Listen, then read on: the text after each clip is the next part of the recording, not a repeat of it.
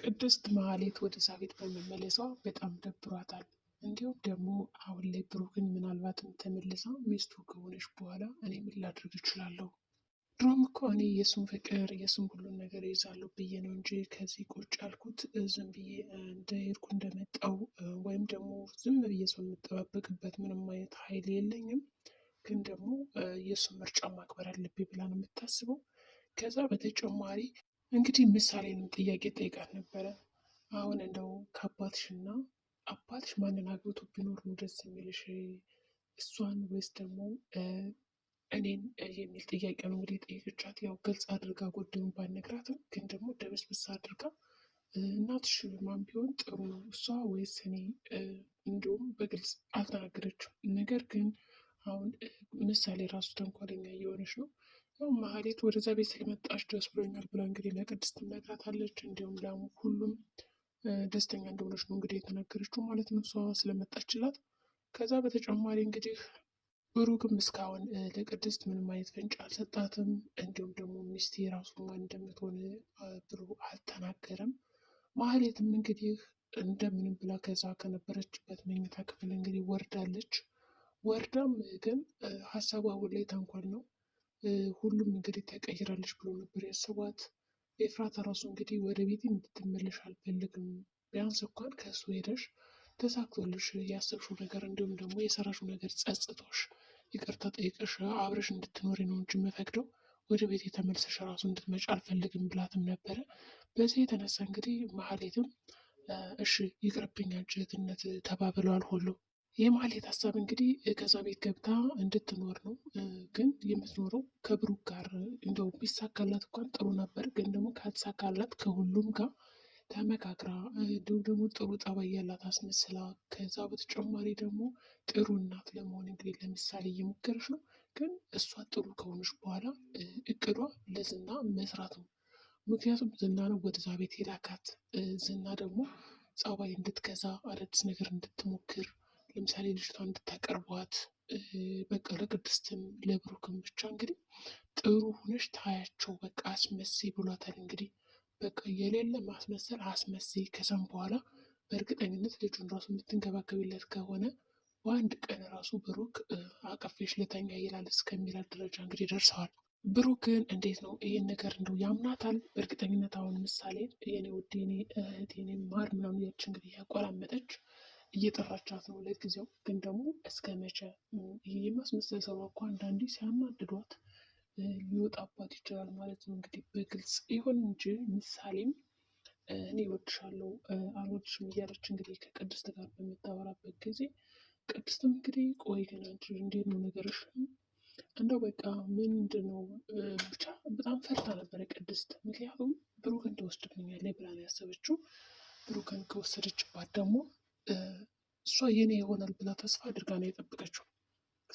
ስለዚህ ማህሌትም ከቤት ወጥታልኛለች ብላ ተደስታ ነበረ። ግን ደግሞ ተመልሳ ስትመጣ ደግሞ በጣም እንደሚያናድድ ጉዳዩ እንግዲህ ግልጽ ነው። ሆኖም እንግዲህ ያው ምሳሌ የምታደርገው ነገር ማህሌትን ለማናደድ ነው። ማህሌትም እንግዲህ ተናዳ እሺ በማለት ነው ዝም ያለችው። እንዲሁም ደግሞ ዝናም ደውሎላን ነበረ። እንዴት ነው የሄድሽበት ነገር ተሳካ ወይስ ምንድን ነው ምን ላይ ደረስሽ ለማለት ያው ደውሎላታል። ማህሌት ደግሞ የሚገርመው ነገር አንቺ ደነዝ እያላት ራሱ አቤት የምትለው ነገር ይገርማል። ዝናን እኮ ነው እንደዚያ የምትለው። እሺ የሄድሽበት ነገር ምን ሆነ ተሳካልሽ ብሎ ስጠይቃት እንግዲህ እሷ አይ ምንም አትሳካም እያለች ነው እንግዲህ እንዳልኩሽ አድርጌ ብሏታል ማለት ነው። ጥንቃቄ እንድታደርግና ያለውን ነገር እያንዳንዱ እንድታሳውቀውም አዟታል። ይሁን እንጂ በሌላ በኩል ደግሞ ብሩክ ከዚህ ቤት ካልወጣሽ እገልሻለሁ እያለ ያው መሳሪያ ወጥቶባት ነበረ። እንጂም ጎትተው እጇን ማውጣት ይችሉ ነበረ። ምክንያቱም መሳሪያ ከማውጣት ከመምዘዝ ከበላይዋ ላይ አሁን ለምሳሌ ቅድስት ብታባራት በጣም አሪፍ ነበረ።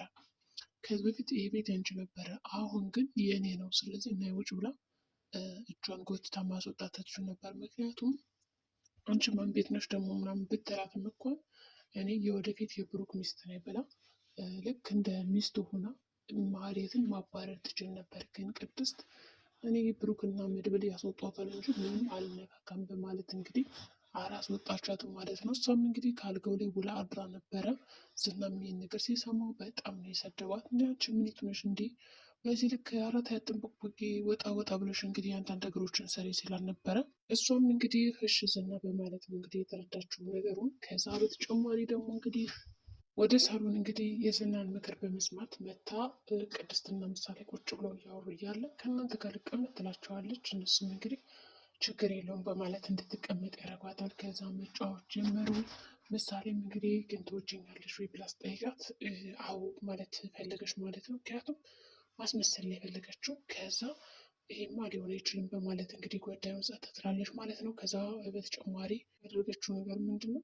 ጥሩ ሰው ለመምሰል ነው። ከፊታችሁ በጣም ጥሩ ሴት መልካም የድሮ ማህሌት እንዳልሆነች አሁን አዲስ ማህሌት እየገነባች እንደሆነ ነው እንግዲህ ያሳየቻቸው።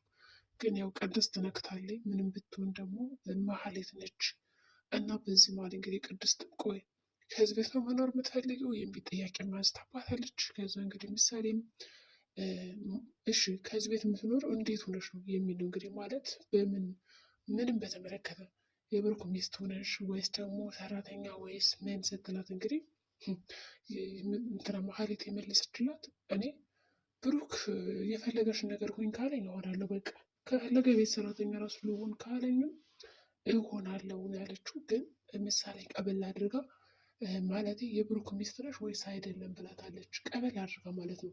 ቅድስት በጣም ፈርታ ነበረ። ሚስቱ ወይስ ደግሞ ምንም በተመለከተ ነው አብረሽ የምትኖር የደተራት አስባ፣ ግን ደግሞ ፈራቻት ማለት ነው። ይሁን እንጂ እሺ በማለት እንግዲህ ጉዳዩን ቋጭተውታል። እንግዲህ ብሩክን መጥቷል ማለት ነው። መድብልም ያው እንትና ሊያገኛት ሄዶ ነበረ ጥቁር አዝሙድን። ጥቁር አዝሙድም ካፌ ጋር ተገናኝተው እንዴት ነሽ ምን አዲስ አለ እባክሽ እንደው ይህችን እህትሽን በእጃችን ሳጠፋ አንድ ነገር አድርግልን ሲላት እኔ አይመለከተኝም ስለሷ ትጥፋ ነው ያለችው።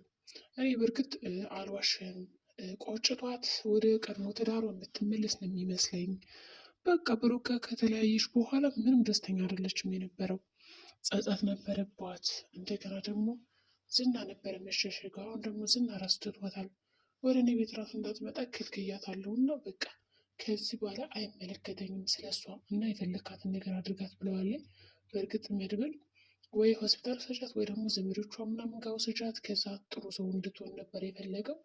ግን ማህሌት ዘመዶቿ ራሱ ተጣልተዋታል። ማንም አያወራትም እና እኔ ራሱ በቃ አልፈልጋትም ያለችው። እንግዲህ የእሷ እህትነት ይቅርብኝ ጠንቀር ብሎ ይቅር እያለችው ነው።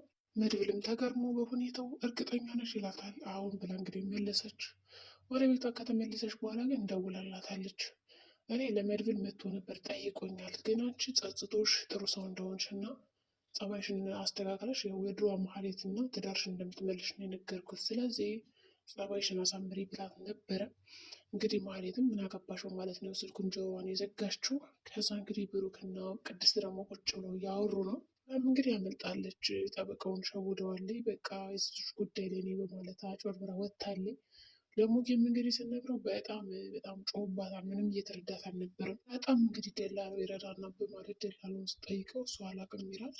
ከዛ እንግዲህ ቅድስትን እኮ ነው እወዳታለሁ እባክሽ ማልጅኝ እያላት ነው። ደግሞ ባላላት ትለዋለች። ቆይ እናንተ ደላላ ደግሞ ምን ህይወት አላቸው ማለት ታመናጭቀው። ደላለውም ህይወት እኮ አለ 2 ልጆች አሳድጋለሁ ይላታል። ብሩክም እንግዲህ ቅድስት ለመቅረብ እየሞከረ ነው። ያው ሊስማት እየሞከረ የለ ማህሌት እንግዲህ ስልኩን ዘግታ ወደ ሳሎን ስትመጣ ያላየችውና ያልጠበቀችው ነገር ነው ያየችው። እንግዲህ ብሩኬ አዎ ቅድስትና ብሩክ ተጣመሩ ትላላችሁ። የዛሬ ቪዲዮአችን ይህን ይመስል ነበር። በቀጣይ ቪዲዮ እስከምንገናኝ መልካም ጊዜ